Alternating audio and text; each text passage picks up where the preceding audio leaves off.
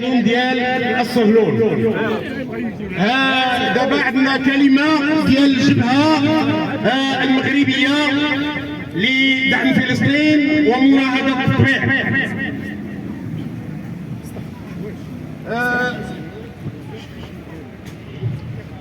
أيتها الجماهير الشعبية، أيتها الجماهير الشعبية ساكنة فقيه بن صالح الطواقة للتحرر الفعلي، تحل الذكرى 48 ليوم الأرض لهذه السنة، وشعوب العالم تتابع بقلق كبير ما يرتكبه الاحتلال الصهيوني من هجوم جوي وبري وبحري على قطاع غزة، واستهداف المدنيين خاصة الأطفال والنساء، وقصف المنازل والمدارس والمستشفيات وسيارات الإسعاف، وتدمير البنيات التحتية، واستخدام الأسلحة المحرمة دوليا. هذا عيب، هذا عار. غزة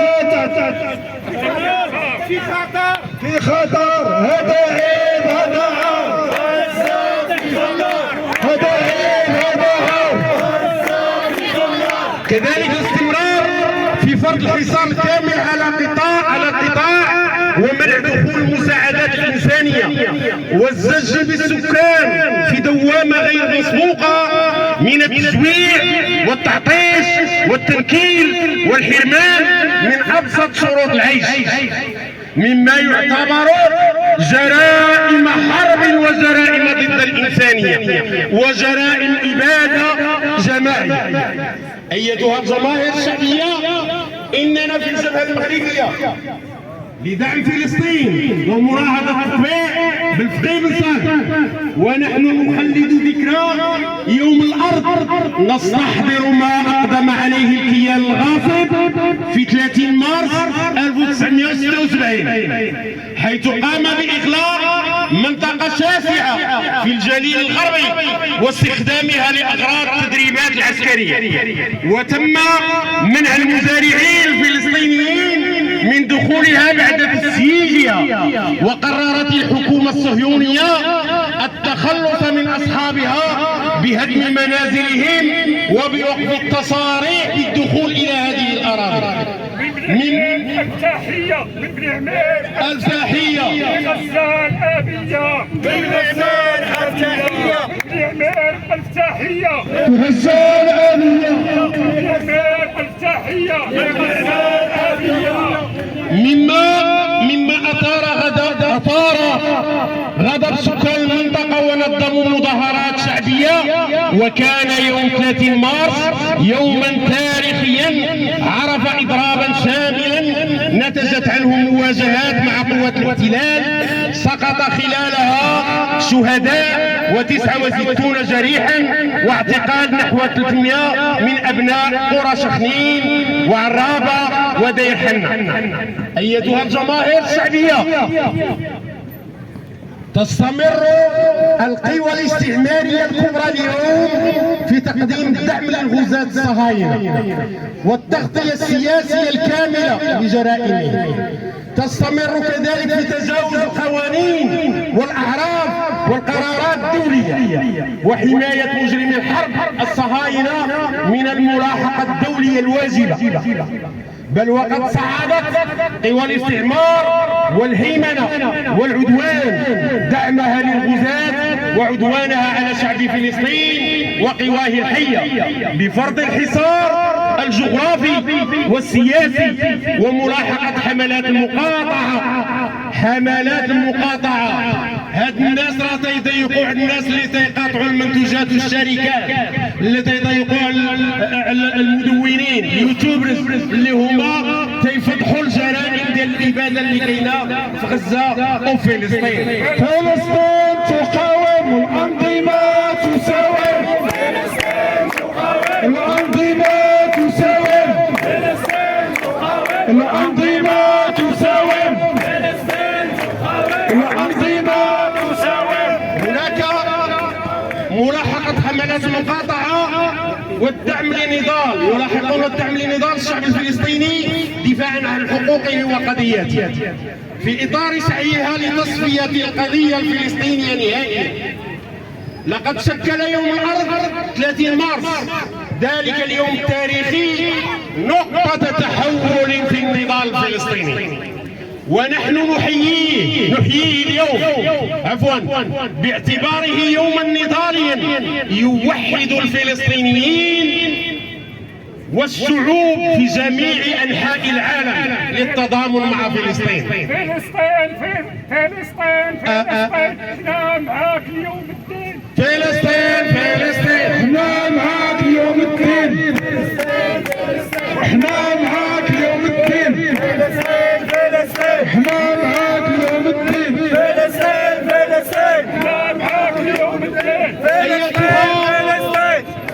أيتها الجماهير الشعبية ساكنة في الانتصار، إن الوضع الراهن بفلسطين يستلزم من حركات التضامن والقوى الصديقة للشعب الفلسطيني أن تصعد ضغطها على العدو الصهيوني ورعاته، وتعزز نشاطها لمقاطعة الكيان الصهيوني وعزله وملاحقة مجرمي الحرب الصهاينة أمام المحاكم، وأيضا رفع مستوى التعبير عن الدعم الواضح لحقوق الشعب الفلسطيني ونضاله التحرري ودفاعه عن وجوده فوق أرضه.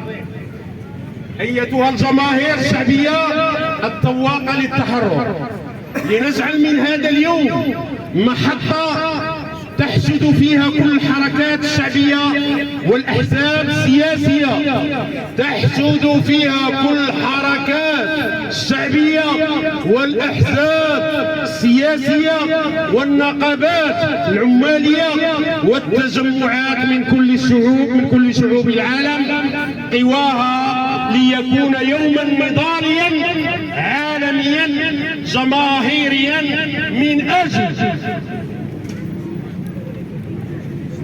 لا استسلام لا تطبع، فلسطين ماشي للبيع. لا استسلام لا تطبع، فلسطين ماشي للبيع. لا استسلام لا تطبع، فلسطين ماشي للبيع.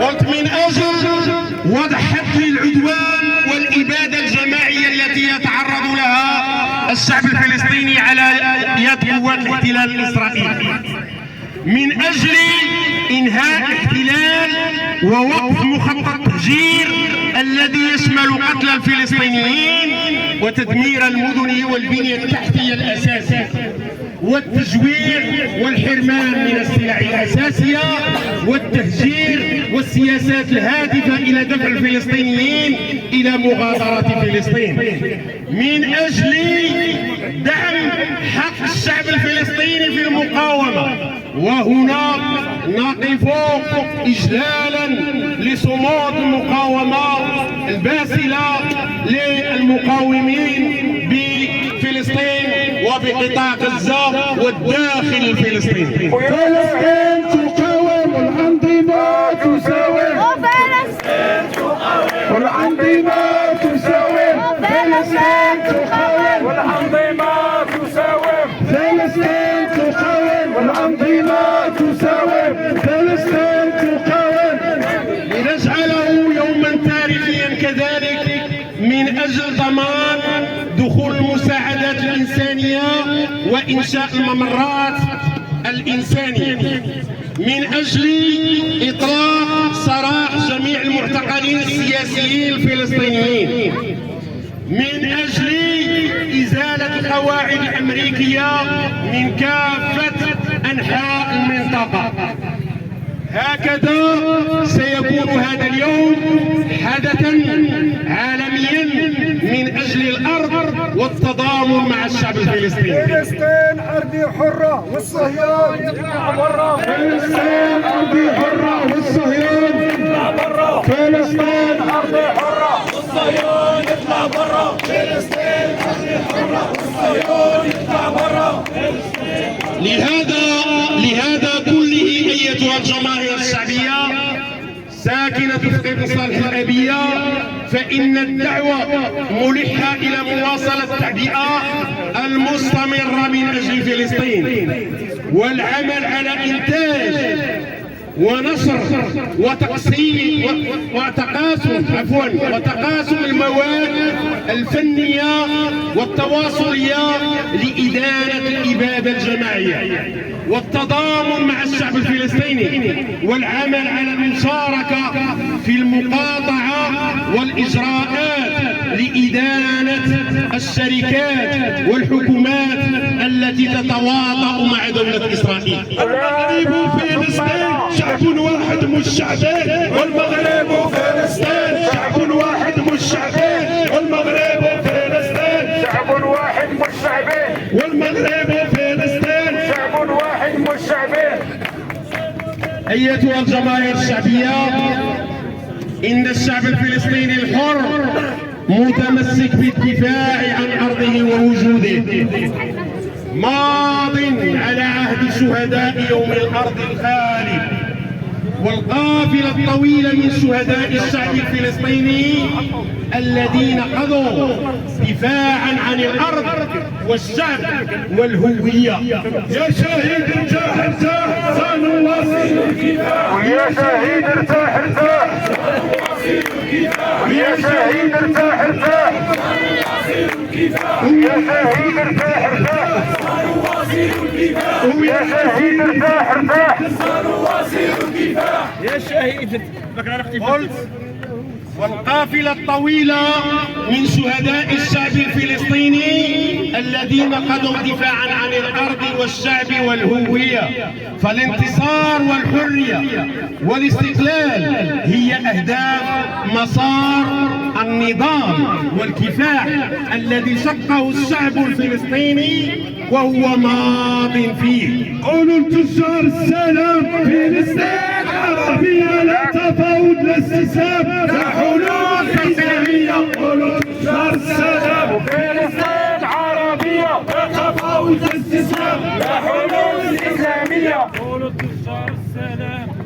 قلت والاستقلال هي أهداف مسار النضال والكفاح الذي شقه الشعب الفلسطيني وهو ماض فيه.